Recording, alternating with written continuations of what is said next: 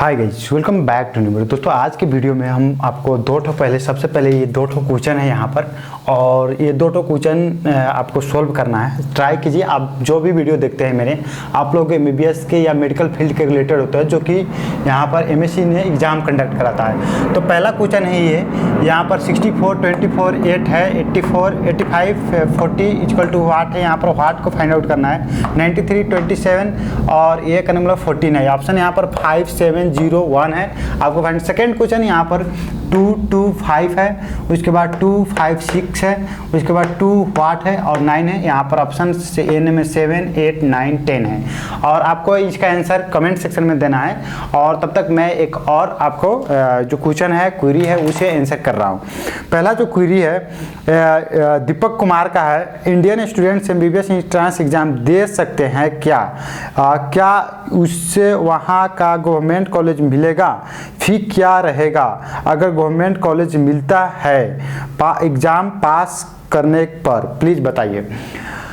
कोई भी Indian students या नेपालीज स्टूडेंट्स एग्जाम में बैठना चाह रहा है तो उसे 100% डेफिनेटली बैठने को मिलेगा। यहाँ की जो कॉमन एंट्रेंस एग्जाम होता है MBBS के लिए, मेडिकल फील्ड के लिए, तो अगर आप भी बैठना चाह रहे हो तो आप बैठ सकते हो इजीली। इसमें नो प्रॉब्लम, नो डाउट, कोई प्रॉब्लम नहीं है। लेकिन नेपालीज स्टूडेंट्स के लिए एग्जाम में बैठना ये कंपलसरी हो जाता है, लेकिन वहीं पर फॉरेन स्टूडेंट्स के लिए एग्जाम में बैठना कंपलसरी नहीं होता है। उन लोग के पास दो चॉइस होता है। पहला चॉइस आपका ये है कि आप एग्जाम में बैठे और अच्छा स्कोर करें और अपने रैंक के बेसिस पर अपने डिजायर्ड कॉलेज को अचीव करें या उसे पाए, गॉट रैंक के अनुसार से होता है। उसके बाद आपका दूसरा ऑप्शन ये होता है कि आप जो अपने इंडिया के इंट्रांस एग्जाम दिए हो, जैसे कि नीट हो गई, नेशनल एलिजिबिलिटी इंट्रांस कम, अगर ये दिए हैं आप नीट, तो नीट का रिसेंट स्कोर कार्ड, जैसे कि अभी फिलहाल में 2022 में नीट हुआ है और 2023 के लिए मई में रखा गया है, तो 2022 के आपको नीट पास आउट है तो आप डायरेक्ट एडमिशन भी ले सकते हैं। लेकिन दोनों में डिफरेंस है। अगर आप एग्जाम देकर जाते हो और डायरेक्ट हो जाते हो तो क्या फ़ायदे होते हैं, ये बात यहाँ पर क्वेश्चन करने की है। तो यहाँ पर अगर आप एग्जाम के बेसिस पर जाते हो और आप एग्जाम देते हो तो आपके सबसे पहली जो बेनिफिट्स होती है ये है कि आपको फर्स्ट राउंड की काउंसलिंग में बैठने को मिलेगा। उसी को बोलते हैं फर्स्ट प्रायोरिटी आपको दिया जाएगा। तो फर्स्ट राउंड के आपके काउंसलिंग में बैठते हो तो जाहिर सी बात है आपके रैंक अनुसार सारे कॉलेजेस, जो भी कॉलेजेस है नेपाल में, वो सारे कॉलेजेस के लिए सीट खाली रहेगा फर्स्ट राउंड में, क्योंकि फर्स्ट राउंड के मतलब हो गई कि अभी अभी काउंसलिंग स्टार्ट हुई है और सारे कॉलेजेस की सीटें हैं वो वैकेंट है, किसी का भी एडमिशन नहीं हुआ है। तो फर्स्ट राउंड के कॉलेज आपको काउंसलिंग में बैठते हो तो सारे जो government and non government means private जो कॉलेजेस है सारे का सीट वैकेंट है, और आप अपने हिसाब से गवर्नमेंट में जाना चाह रहे हो कि प्राइवेट में जाना चाह रहे हो, किसी भी कॉलेज में इनरोल हो सकते हो। तो वहाँ पर आपको गवर्नमेंट कॉलेज भी मिल सकता है और या प्राइवेट कॉलेज मिल सकता है। मैं फी की भी बात करूँगा बाद में, लेकिन अभी कॉलेज की बात है।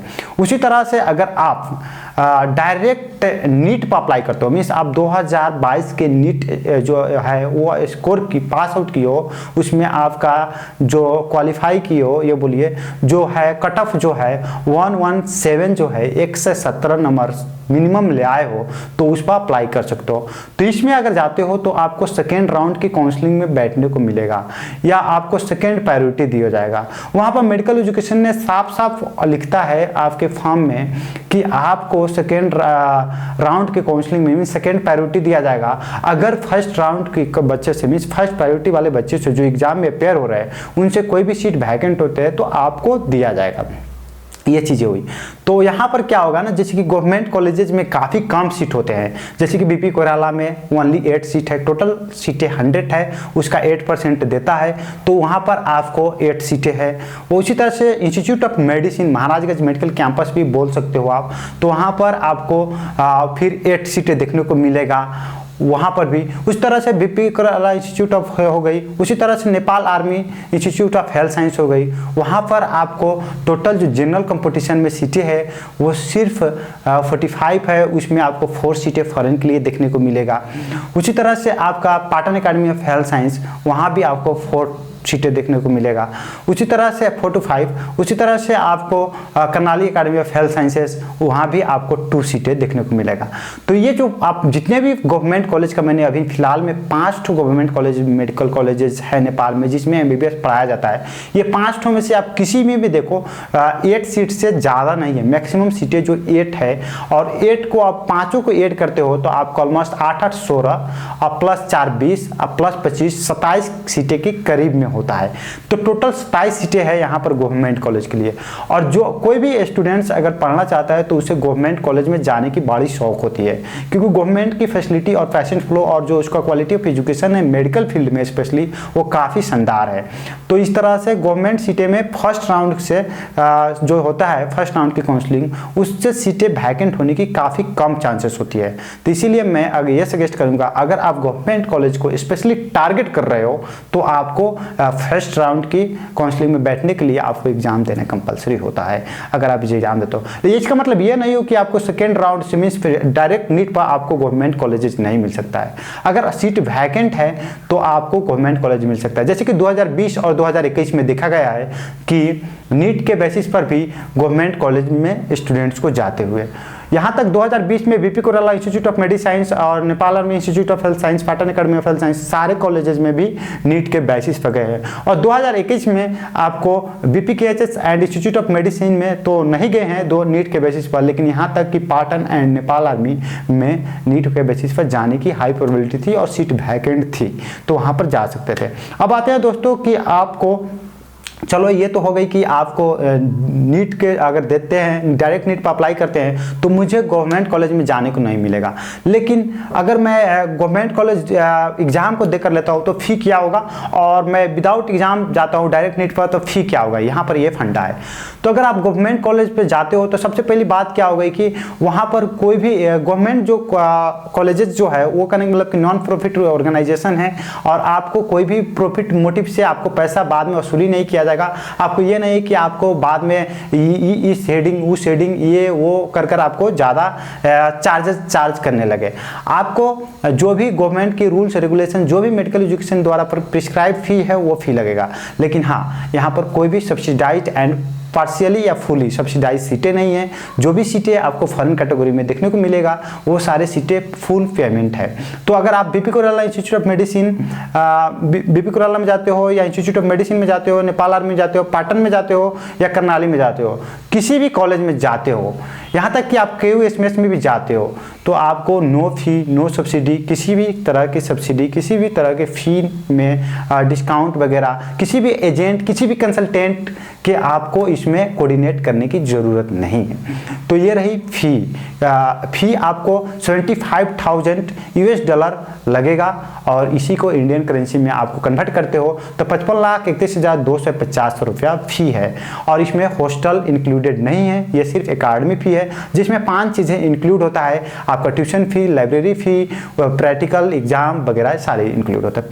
5 हेडिंग होता है। उसके बाद आपको आते हैं कि अगर आप नीट के बेसिस पर जाते हो तो क्या है। तो देखिए, नीट के बेसिस पर भी वही फ़ी जो है वही फ़ी है, मेडिकल एजुकेशन द्वारा यूनिवर्सिटी द्वारा फिक्स किया गया है। लेकिन क्या है, यहाँ पर कोई कंसल्टेंट या कुछ लोग हैं जो कि गलत अफवाहें फैलाते हैं कि आप नीट के बेसिस पर जाते हो तो आपको फ़ी कम मिलेगा, कम में हो जाएगा। लेकिन मेडिकल एजुकेशन ने साफ साफ बोला है कि जो कोई भी फ़ी कोई भी अनऑथराइज्ड पीपुल फ़ी बताए तो आप उस पर विश्वास न करें। कि यहाँ तक कि मेडिकल एजुकेशन ने नोटिस भी निकाल दी कि सब लोग अवेयर रहे और इस तरह की लोभ लालच और जो है एक कहने मतलब कि फ़ी डिक्रीमेंट की बात हो रही है, इस पर आप सावधान रहे। इस तरह की कोई भी जिम्मेदारी मेडिकल एजुकेशन नहीं लेता है। कोई भी आप 5 लाख 10 लाख 6 लाख डिपॉजिट पर विश्वास ना करें, और फाइनली आप ऐसा एडमिशन ले जो कि मेडिकल एजुकेशन द्वारा होता है। जो भी admission on the basis of NEET या on the basis of exam, जो भी एडमिशन होता है नेपाल में वो मेडिकल एजुकेशन द्वारा होता है, और मेडिकल एजुकेशन ही फाइनल एडमिशन आपका दे सकता है। मेडिकल एजुकेशन के एकेडमिक जो कैलेंडर है उसके हिसाब से नवंबर की फर्स्ट वीक में आपका फॉर्म आने वाला था, लेकिन इलेक्शन एंड PG के एग्जाम डिले होने की वजह से अभी तक फॉर्म नहीं नहीं आया है, लेकिन दिसंबर लास्ट वीक जो है उसमें आने की काफ़ी संभावना बन रहा है। मेडिकल एजुकेशन की जो भी ऑफिशियल रिसोर्सेस है, जो भी वहाँ से सोर्स से पता चल रहा है, उस हिसाब से बता रहा हूँ, जो भी न्यूज़ वहाँ से आ रही है उस हिसाब से बता रहा हूँ। तो यहाँ पर वो हो गई एग्ज़ाम की जो डेट थी वो जनवरी के लास्ट वीक में थी, तो एग्ज़ाम की डेट भी अब जनवरी के लास्ट वीक में नहीं हो सकता है, क्योंकि फॉर्म की डेडलाइन बहुत डिले हो गई है और फॉर्म फिलअप करने के लिए एटलीस्ट मिनिमम 35 डेज का टाइम दिया जाता है। तो इसमें आपका जो फॉर्म फिल का जो एग्ज़ाम का डेट है वो आप ऑलमोस्ट समझ लीजिए फरवरी मिड तक चल जाएगा। उस तरह से आप रिजल्ट की बात आते हैं तो रिजल्ट काफ़ी जल्दी पब्लिश होता है। तो रिजल्ट फरवरी के फर्स्ट वीक में पब्लिश होने वाला था, तो अब फरवरी के फर्स्ट वीक में ना पब्लिश होकर जिस दिन भी एग्जाम होगा उसके विथ इन अ वीक में आपका रिजल्ट आ जाएगा, उपलब्ध हो जाएगा। उसके बाद आते हैं काउंसलिंग के वगैरह। तो काउंसलिंग मार्च से स्टार्ट होने वाला था, तो काउंसलिंग अभी वही डेट पर आप मान सकते हैं कि काउंसलिंग मार्च की डेट ही पर होगा, उसमें कोई भी टेंशन नहीं है। उसके बाद आपको दूसरा आते हैं एडमिशन और क्लासेस जो है, काउंसलिंग होगा तो एडमिशन हो ही गई, आपका क्लासेस मई की एंड वीक से होने वाला थी, तो क्लासेस में भी अभी कोई चेंजेस आप नहीं एस्टिमेट कीजिए। क्लासेस अभी तक जो है वही टाइम पर होने की 99% चांसेस है। Okay guys, bye bye, see you soon in next video, take care, have a good day, और मिलते हैं फिर से एक नए वीडियो में।